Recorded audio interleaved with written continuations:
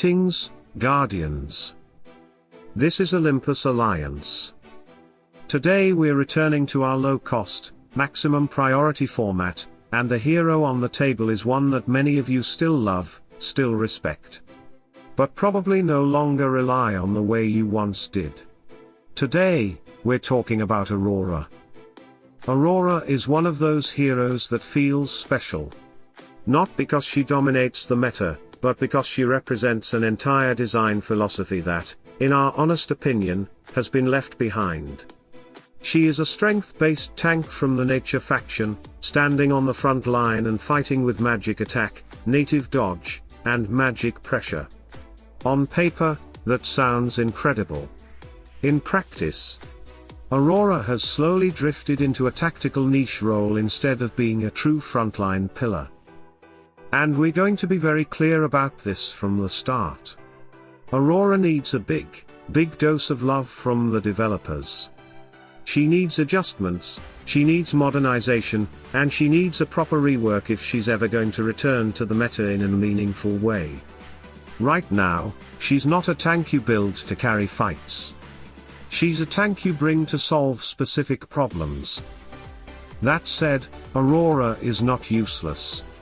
Far from it. When built correctly and used with intention, she still performs her job well, especially at low to medium investment. And that's exactly what this guide is about. Aurora's role is very specific. She is designed to absorb magic pressure, disrupt enemy formations, and punish teams that rely too heavily on magic damage. She does not behave like a traditional armor-stacking tank. Instead, she leans on health, dodge, and magic absorption to survive long enough to disrupt the enemy line. Her ultimate releases a powerful flash of light that strikes the center of the enemy team, dealing area magic damage. It's not about deleting enemies, it's about pressure and disruption. Her second skill deals magic damage and stuns a nearby enemy, giving your team breathing room during early engagements.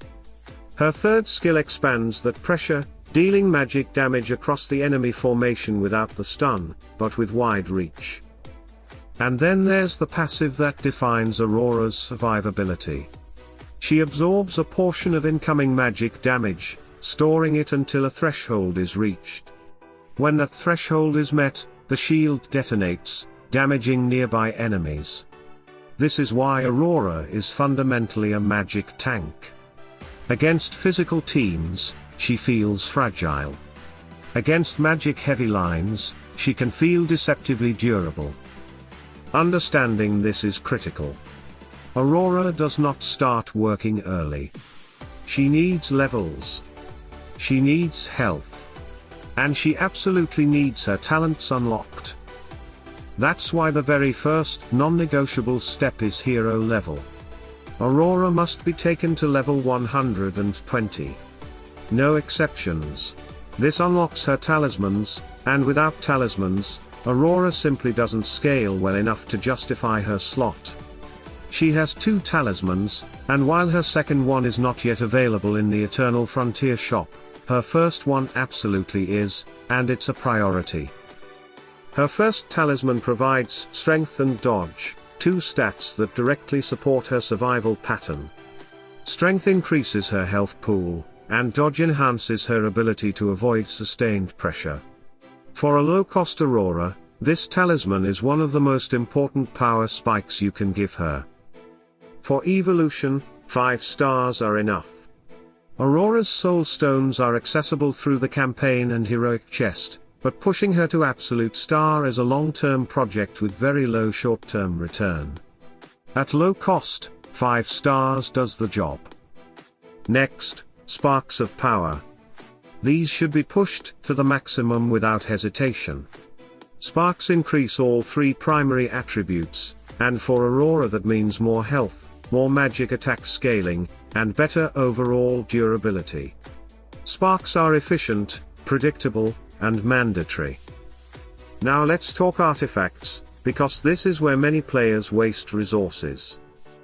Aurora's first artifact priority is her Book of Illusions. This is not optional. This artifact directly increases her survivability, and survivability is the foundation of her entire kit. Without it, she collapses before her mechanics can matter. Once the book is developed, you move to her ring of strength. Strength translates into raw health, which synergizes perfectly with her magic absorption mechanics. At low resources, you stop here. 2 artifacts are enough to make Aurora functional. Anything beyond that is luxury. Skills are simple. All skills should be maxed. No debate.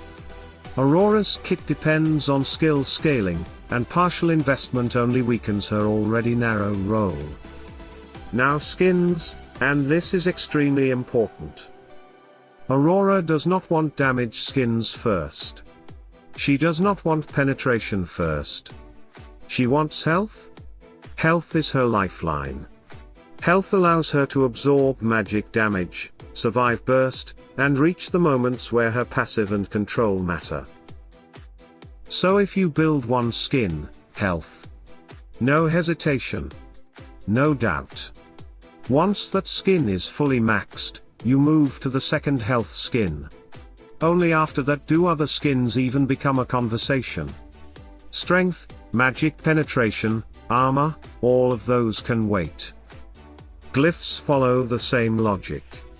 Ideally, you want all glyphs at level 40. That's the efficiency breakpoint. But if resources are limited, focus on 3.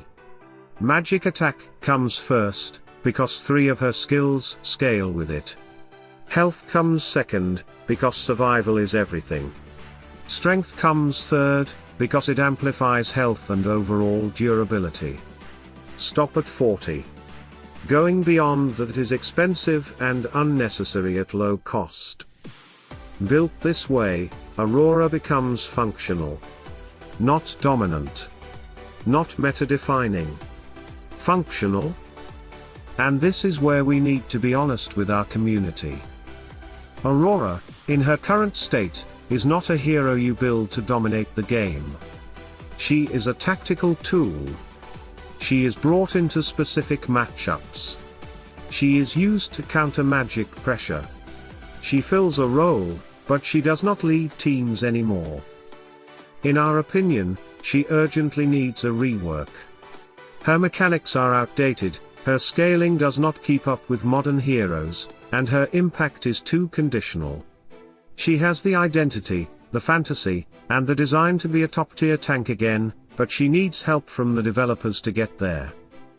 Until that happens, the smart way to use Aurora is exactly this: low-cost, focused investment, clear expectations, and tactical deployment. Don't overbuild her. Don't expect miracles. Use her where she shines, and let other heroes carry the weight. Guardians, Aurora is a reminder that not every hero needs to be meta to be useful, but also that some heroes deserve a second chance to shine. We truly hope the developers look at her again, because she has the potential to be something special once more. Until then, build her smart, build her cheap, and use her wisely. Stay tuned, stay sharp, and as always, salute and friendship.